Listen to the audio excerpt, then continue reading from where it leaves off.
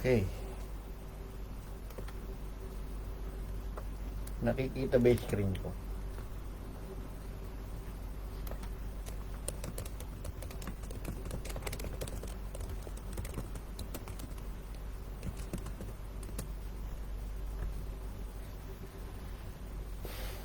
Sige lang ho. Maghintay-hintay tayo ng manonood.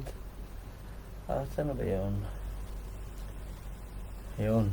Amen. Hallelujah. Yun. The mystery of two puppets. Son is last comforter in the Bible. Yan. Yan po ang napakaganda. Purihin po ang ating Panginoong Hesukristo, no? Ating isang Diyos na buhay. Nasa John 1:25. Bakit nasabi nating puppets? Okay? Okay. Kasi parang messenger. Yung nilalagay sa kamay tapos nagsasalita, ano? Pero ikaw yung nagsasalita. Okay, ganito nangyari dyan. Bakit ko nasabi? Yung unang puppet dyan, yun yung pagkakatawang tao ng Diyos. Meron siyang sarili, pero anong sabi ni Jesus? O, sabi niya dyan, o, tingnan nyo.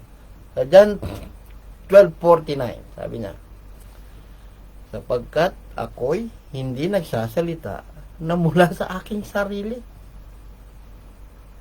kundi ako'y hindi nagsasalita ng mula sa aking sarili.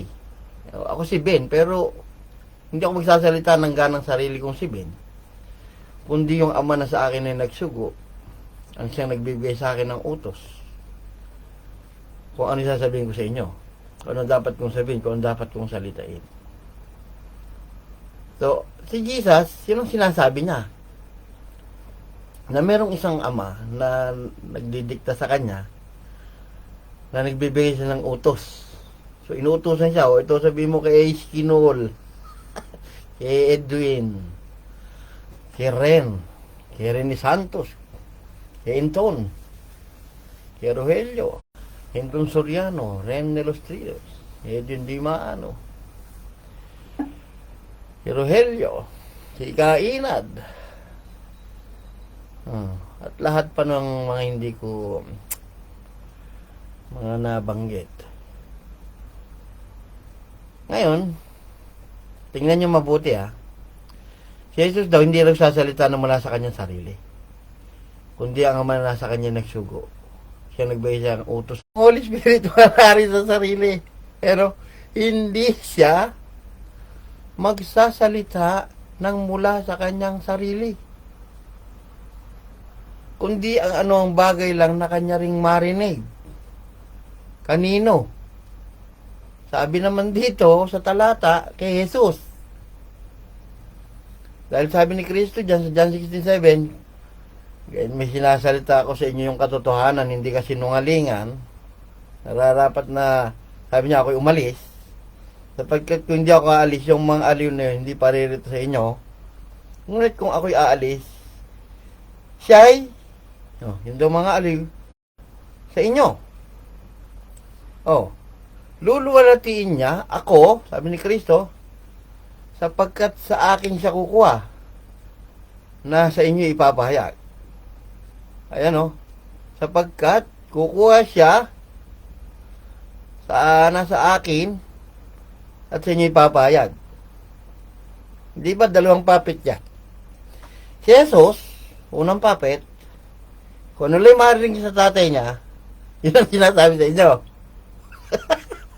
Diba? Ngayon, ito naman Holy Spirit, parang puppet, wala rin ganang sarili, kung ano lang naman yung marinig doon kay Jesus. Nakuha niya na. Tanya kayo, dahil di kayo nanampalataya sa akin, sabi ni Jesus. Pagparito niya, kanyang susumbatan sa libutan tungkol sa kasalanan, tungkol sa kasalanan, sapagkat hindi kayo, hindi sila, nagsisampalataya sa akin. Sabi nga no? So,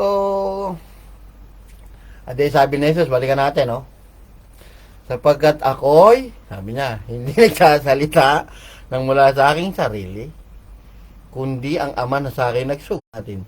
Dahil yung Espiritu niya, yun ang magsasalita sa atin mismo. Amen. Bakit? Kasi, yung Holy Spirit na yun, tandaan nyo, walang ganang sarili. Di ba? Sapagkat di siya magsasalita mula kanyang ganang sarili, yan ay Espiritu ng Diyos. Yung Holy Spirit. Magkakaroon lang yan ng sarili kapag yan ay pumasok sa iyo. Tingnan mo. Sa iyo, yung Holy Spirit na yon, ngayon may magdidikta sa iyo kung ano mga sasabihin mo na galing kay Kristo. Nakuha niya? Kaya anong nangyayari sa tao?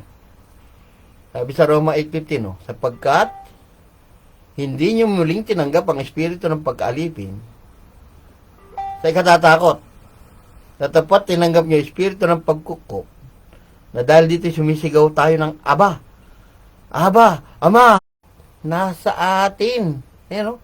Nasa atin ang pag-iisip ni Kristo. Bakit? Yung Holy Spirit nagsasalita yun ngayon, walang laman at buto. Actually, ando siya sa langit ngayon, nakaupo doon, at yung Holy Spirit na sinesend sa atin. Walang laman at buto yun, hindi natin nahihipo pumasok sa iyo, tinanggap mo. Yun yung ibinuhos sa Joel Mamaya, pakikita ko sa inyo. Nung pumasok ngayon yan, kaya sabi dyan sa John 1:27, at tungkol sa inyo ang pagkapahid na sa kanya inyong tinanggap, ay nananahan sa inyo, at hindi na kayo kailangan turuan ni naman. Tama. Kasi, yung Espiritu ni Kristo, taglayin nyo na. Kayo na yung anak niya ba't pa kayo tuturuan ng iba? Di ba? So, nagiging parang maliliit na Jesus tayo o anak niya, mga junior, son niya. Kaya tayo'y nasa iisang katawan ng Diyos. Yan yung pagiging born again. No? Na ang maibusa yung Espiritu Santo ni Jesus. Kaya sabi niya, ako'y magbobotin sa Espiritu Santo. Kaya tayo'y nasa iisang katawan ng Diyos, na si Jesus. At tayo yung mga bahagi, yung mga anak niya. Junior Jesus, apostol, parang tayo Jesus 20 yun no? So, yung katuparan ng prophecy ni Joel, ito yun.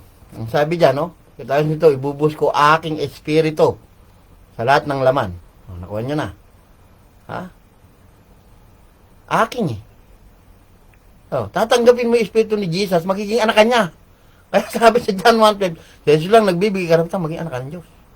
Kaya pala sinasabi niya, anak ng Diyos, kayo po ang anak ng Diyos.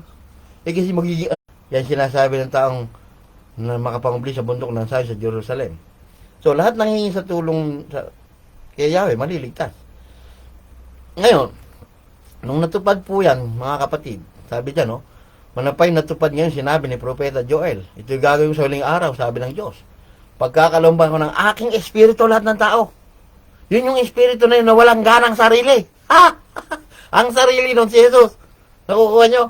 Dahil doon kay Jesus manggagaling yun. Pagdating dyan, sa araw yung pagkakalaman ko rin ng aking espiritu, aking malipin. At din nakasulat sa Joel, Ang maganda po nito, ang tumatawag doon sa pangalan ng Panginoong Jesus ay maliligtas. Kanina si Yahweh. Ngayon si Jesus. Siya lang naman po ang walon na Israel diba? Maganda nung mystery ng two puppet. Si Jesus nung tao, may nagdidikta sa kanyang ama.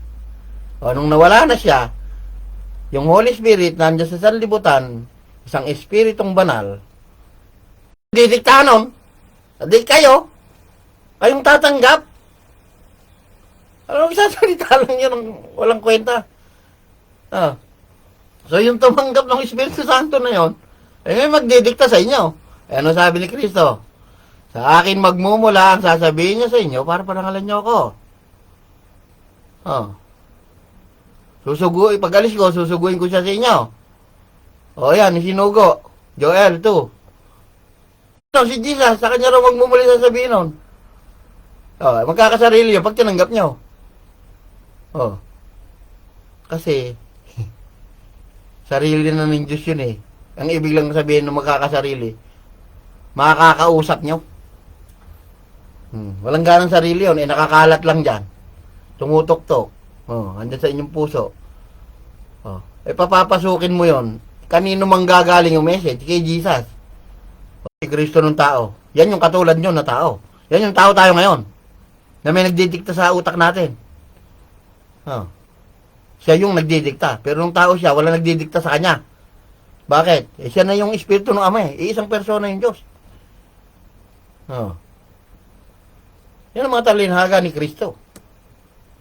Sabi si John 1:12, yung berbo, datapwat ang lahat ng sa berbo kay Kristo ay nagsitanggap maging mga anak ng Diyos.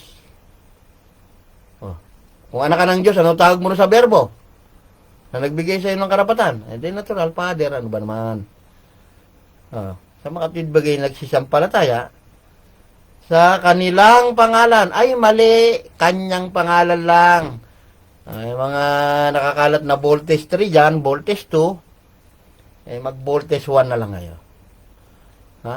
Iisa ang inyong Ama, iisang espiritu, iisang katawan, siya ang ulo, siya ang nagdidikta ng lahat sa kanyang mga anak, sa kanyang mga apostol. Kaya nakasulat, iipunin kayo ng Ama. Ako ang tumawag sa inyo, hindi kayo ang tumatawag sa akin. Yan ang sabi. Bisita nyo na ng aming website at FB page, sa YouTube channel, at sa isang Diyos, sabi sa Judas 1:25, na ating tagapagligtas sa pamamagitan ni Jesucristo.